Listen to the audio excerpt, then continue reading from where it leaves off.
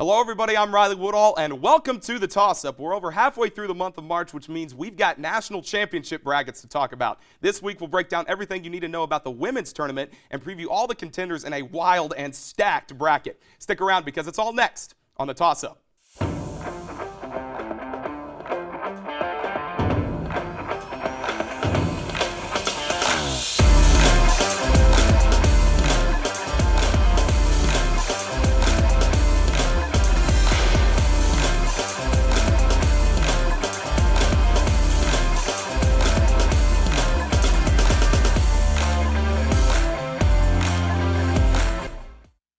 Monumental year for college women's basketball a season ago, but this year it's been even better, and this 2024 March Madness tournament is shaping up to be no different.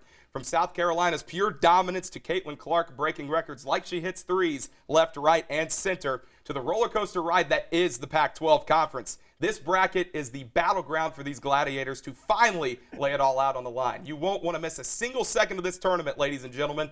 Have that popcorn maker on standby. I've got some good friends here to help me analyze this monstrous bracket. Amanda Foster, Alex Hines, and Joe Brennan. Guys, it's college women's basketball. It's March Madness. Finally. So exciting.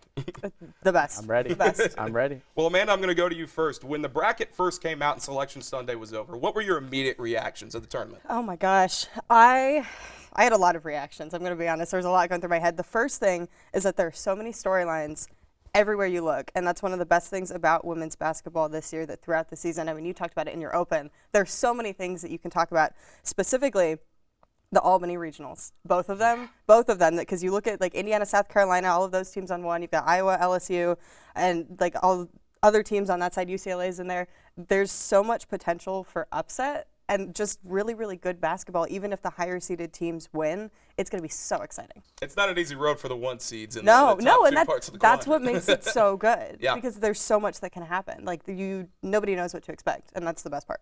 Gentlemen, your immediate reactions to the bracket.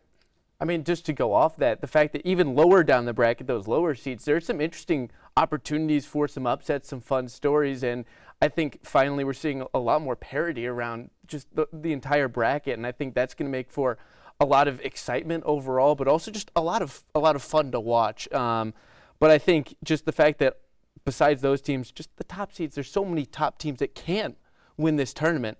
I think it's just making it even more exciting to watch. Without a doubt. For me, initially, when things first came out, just in terms of teams that are involved with the bracket, I did think Penn State was kind of right on the line. I was a little bit surprised that they didn't make it. But for moving on from there, just when you see who's going to host a regional, one thing that I always try and take into account is the travel that's involved with a lot of these schools. And I mean, you're seeing schools go from Florida to the Midwest. You're seeing teams that are going to have to go from the West Coast to the East Coast. So that's one thing that I always try and keep in mind, and it's really going to have a big effect on a lot of these ball games. So, Amanda, I'm going to go to the specifics now as we dive into this bracket. Of the number one seeds that aren't named South Carolina, of the other three, who do you think is the strongest? Ooh, strongest, or who's going to go the farthest? Or both? Both. Okay. Dive into both. Actually, I think my answer is the same, so I don't know why I even asked. I am going to go, I think USC is, I'm gonna take USC over Texas and Iowa. Iowa has such a hard road. For me, I think Iowa does not make it past the Sweet 16, in my opinion. I think there are way too many teams in that regional that can beat Iowa, because we've seen teams beat Iowa. That's not like out of the question.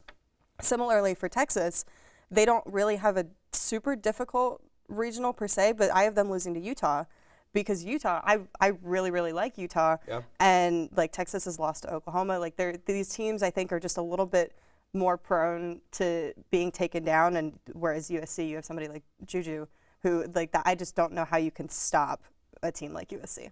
Do you think it's easier for a one seed to go further if they have less competition, so they're maybe like not as at the top of their game, versus South Carolina and Iowa, where they really have to go through the gauntlet to get further? See, I think it depends on the team that you are, because even if South Carolina goes through a gauntlet, they're equipped to do that, whereas I don't know if Iowa is necessarily that equipped. Sure. Well, speaking of Iowa, another Big Ten team that we're going to take a look at, Alex, Indiana. And if you look at the top left part of the quadrant, obviously South Carolina is in that mix. We have a potential Sweet 16 matchup between the Hoosiers and the Gamecocks. So as you analyze that game, what would it take for Indiana to get that earth-shattering upset? Well, I mean, first and foremost, you have to play absolute perfect basketball if you want to get even close to South Carolina. Tennessee proved that. I mean, just one three-point attempt from Camila Cardoso, who had taken one in her entire career previously, gets it to go in, and they go win the SEC. So, I mean, anything can happen. You have to be at your best. And for Indiana, that means you have to figure out those third-quarter struggles where they've had those really sort of wonky periods where they turn the ball over a lot, and that's lost them the few ball games that they have lost. And I think off of that, it's about shooting the three very well, because you've got, again, Cardoso in the paint, really long frame. She's going to really be difficult to go up against in the paint if you're trying to drive to the rim. So I think really that three-point shooting, which Indiana does have, they're a very good three-point shooting team, that's got to be on point. But, I mean, overall, I think for Indiana, it's going to be tough because they're going through a very tough schedule at home. Yes, they're hosting, but you talk about facing a really good Fairfield team and then either a really interesting Florida Gulf Coast team or Oklahoma. It's not going to be easy for them just to get that far. They're going to have to really figure out those legs as they go through the tournament. It would also be interesting to see if South Carolina faces off against Michigan State, who has proven themselves to be a dangerous team this year as well. Speaking of South Carolina, Joe, there's a very small list of teams that I believe this season can beat this Gamecocks squad. In your opinion, what is your list of teams that could stack up with them? Because it's kind of proven that you have to have your best night, and South Carolina kind of has to have an off night for you to even have a chance this year. Without a doubt. And I'm going to start by just looking at their side of the bracket. So just the teams that can take them down on their way to the national championship. I mean, you started with Indiana. I think that's a little bit of a stretch. Certainly they're in the mix when you have three-point shooting from, Garzone and Scalia, and they can just beat you in a lot of different ways, but I just feel like they don't necessarily have enough. I think Notre Dame has a good chance. I trust them a lot more defensively than I trust Indiana, which is a big reason that I tend to give them more of an edge in that regard, but I don't really see them facing a whole lot of difficulty until they get to the Final Four, really. I have Stanford coming out of that region. Amanda, I know you said you had Utah. That's another team I could really see giving them a run for their money and making somewhat of what I'll call a Cinderella story, which is really just any team that takes down South Carolina. Yeah. But I really just can't see anyone getting in their way up until the national championship. I just think 1 through 5, they can just win basically every single matchup they have on the floor. So I personally have them running the whole table and winning the national championship. But I will say the team that I give the best chance of taking down the Gamecocks is going to be Stanford. Yeah. I just really like what they're able to do. I like their interior paint presence. I think that shot blocking can really disrupt things and force them to play outside in. But once again, I mean, we've seen South Carolina do that over and over again this year. But Stanford is my pick. Yeah, and Stanford having Cameron Brink, a player that's able to stretch the floor too, certainly going to prove to be dangerous against the Gamecock squad if they match up against Stanford, which we don't know. You never know what could happen in this bracket. Amanda, I'm coming back to you with the most exciting conference to watch this year. And it's really kind of sad to me because this is the last year of the true Pac-12, so that's really kind of disappointing. But I want to ask you, of the Pac-12 teams that you see in this bracket, who do you think has the best chance to go the furthest? That is such a hard question. That is so difficult because they're all so good, and I like all of them. And I want to say USC, partly because that is kind of how I have my bracket laid out, but also I talked about USC, and I don't want to sound like a broken record, but they're so good, and I think that they have all of the pieces that they need, and they have a relatively easy part of the bracket because UConn is hurt. UConn would contend with them if they were a full team, but they're not, and so I don't think that USC is going to face a whole lot of problems trying to make it to the Elite Eight Final Four. However, I'm going to go with Utah I think I have USC and Utah both matching up in the Final Four, and not matching up, but on both sides. Yeah. You know what I mean. And because Utah with Alyssa Peely, I think if she's on her game, nobody can stop her. And similarly in that regional is not as challenging as the Albany one. And so I think either of the Portland, you're gonna have Pac-12 teams that are gonna come out of Portland as opposed to ones that are gonna come out of Albany. And I just really like the way Utah plays, and I think they have a passion and a fire about them, and that's what you need in March. So. Well, we'll jump back up to the Albany 2 side of the bracket, up to the top right. Alex, the Iowa Hawkeyes, they got the #1 seed. They've got Caitlin Clark, who's been phenomenal this year, breaking records left and right, like I mentioned in the open. How would you grade this team and their odds of making a national championship run and winning it? I think if you put them in the Portland side, we're talking about a completely different story, but they have probably the hardest quadrant to deal with between either facing, say, Kansas State, who they've played 3 times this year, lost to once, a Colorado team, again, the Pac-12, so interesting overall, UCLA, or that really great national title rematch with LSU that could happen as well, the 3 seed. I think it's going to be very difficult for them because you have to deal with potentially 2 of those teams just to get to the Final Four, and then you're going to have to deal with 2 more if you want to get to or win a national championship. And it's going to be very hard to play 4 games like that back to back to back to back. And while certainly Caitlin Clark keeps you in any game just from her overall play, I think they're going to find it difficult. The one thing I will say, though, their depth, I do like it a little bit better than it was last year. You look at Sydney Falter, for example, coming off the bench and is one of the best 6 players off the bench in the Big Ten. And they can find their shooting from other positions rather than just relying on Caitlin Clark. But again, I think that kind of gauntlet's going to be just a little bit too much for them to get to or win the championship. In that quadrant, we have a couple candidates probably that would qualify for Joe's next question. Joe, your hot take team or hot take teams, i.e. dark horse teams, that you think have a chance to go a lot further than people think? I'll give you 2. I'll give you 2. One in Albany and one in Portland. My Albany team that I really like is Drake. Oftentimes I'm looking for teams that have had success throughout the season in a relatively stronger conference. Granted, they've got 2 tough teams ahead of them with Colorado, and then if Kansas State wins that game against Kansas State, that's going to be tough. But I still like the Bulldogs. There's a good chance that they can make it to the Sweet 16. They could even win another game after that if they come out and have the right defensive scheme against Clark and company. Now, moving down to Portland, I like Marshall.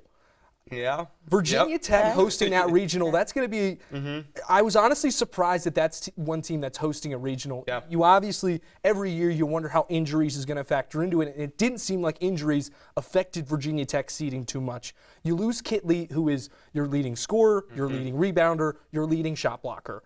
Anytime you lose a 3-time All-ACC Player of the Year, that's going to hurt your chances. Incredibly unfortunate. I think it's going to put a little too much on Georgia Amore. Granted, she comes in averaging 19 points a game. She's an electric scorer, but I think Marshall can cause some madness in that first round of 64 and build off that momentum and give themselves a Sweet 16 bid. But I personally don't see Marshall going any further than that. I think Southern Cal is going to be a little too much for them. But those are my 2 teams that I like to make some noise. So I'll toss out our last question before we go to break, and this is to the floor. Anybody can jump in whenever.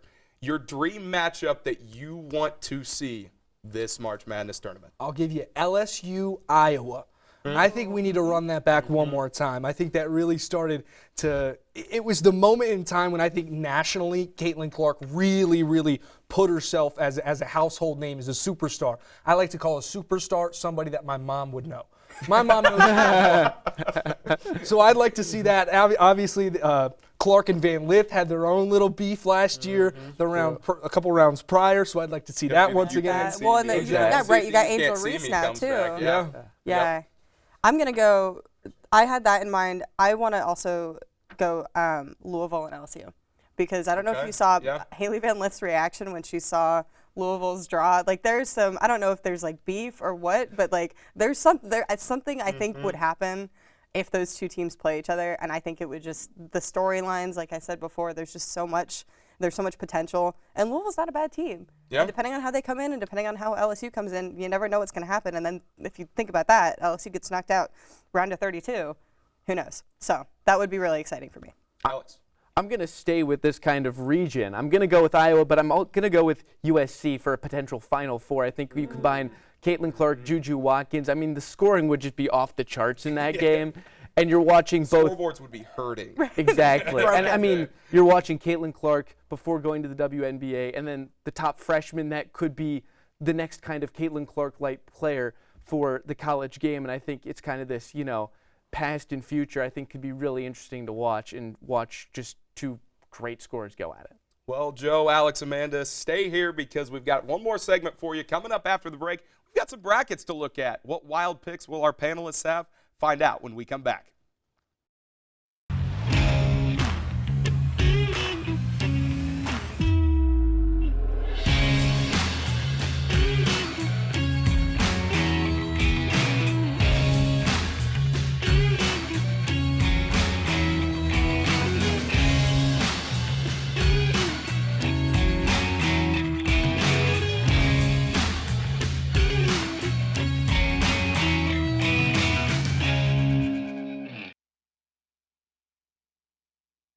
Welcome back to the Women's March Madness show, everybody. We have a special segment for you to close us out. It's called Bracket Breakdown. Here's how it works. Each panelist will have about 30 seconds to lay out their picks between the Elite Eight to the National Championship, which their time is up. We'll move on to the next one, and we'll let you be the judge of whether or not their takes are good or bad. Here we go. So, Joe, you are up first. Your picks from the Elite Eight to the National Championship. All right, so let's start things off. I've got South Carolina taking on Notre Dame with the Gamecocks getting the victory. Then I have Iowa taking on UCLA with UCLA advancing. Then Southern California and UConn with the Huskies taking the W. And then Utah and Stanford facing off with Stanford getting the victory. So that leaves us South Carolina and Stanford, which I will take South Carolina. And then UCLA taking on UConn. And I have a banged-up Husky squad making it all the way to the championship, but they fall to South Carolina. All right, Alex, you're up. I like that. A little bit similar. I also have South Carolina, Notre Dame, and South Carolina going through. I've got Stanford. They, too, will go to the Final Four, going over Utah. I have USC and UConn as well, and I've got USC going through the Final Four. And then UCLA also over Iowa. I don't think they're going to make the Final Four. We're also robbed of that LSU rematch. I've got USC beating UCLA in that California matchup, South Carolina beating Stanford. And in that matchup that I really want to see, South Carolina and Juju Watkins and USC, I've got South Carolina winning the battle of the USCs and finishing that undefeated season. Amanda. All right, so Albany Regional, South Carolina, Notre Dame. South Carolina wins it. Other Albany Regional, Colorado and UCLA. UCLA wins it. Then I've got Utah and Stanford. Utah beating Stanford. And then USC and UConn and USC beating UConn. So then that'll be South Carolina versus Utah. South Carolina takes it, goes to the championship. UCLA and USC. USC takes it, and then South Carolina beats USC. So I'll do mine real quick. My bracket is like, I'm like the Joker from The Dark Knight. It's just like I'm an agent of chaos, you know? So I love it. We'll go left side down, up, down, and then right side. Okay. So I've got IU and Notre Dame, which means I have IU upsetting South Carolina. Somehow, some way. You never know. Notre Dame wins that one because IU, it's the letdown game right afterwards because it took everything. Notre Dame's going to face off against the winner between Texas and Stanford. Texas, I have them winning that one. Notre Dame wins that one over Texas, so they are in the national championship game. Over on the right side, Kansas State versus LSU. Kansas State wins it. And then on the bottom half, USC versus Ohio State. We get that Cody McMahon and Juju Watkins matchup. USC wins it, and then USC beats Kansas State. USC versus Notre Dame in the national championship game, and I have the Trojans winning the national title. It's the start of a dynasty. Joe, Alex, Amanda, thank you guys so much for coming on the show today. That's going to do it for us this week. Be sure to continue the discussion and follow us on Instagram and Twitter at IUSTV Sports, and give our Toss Up Social some love at the Toss Up 23 and the Toss Up IU on Instagram and Twitter, respectively. As always, be sure to toss it up, find out who wins the tip, and we'll see you next week. God bless.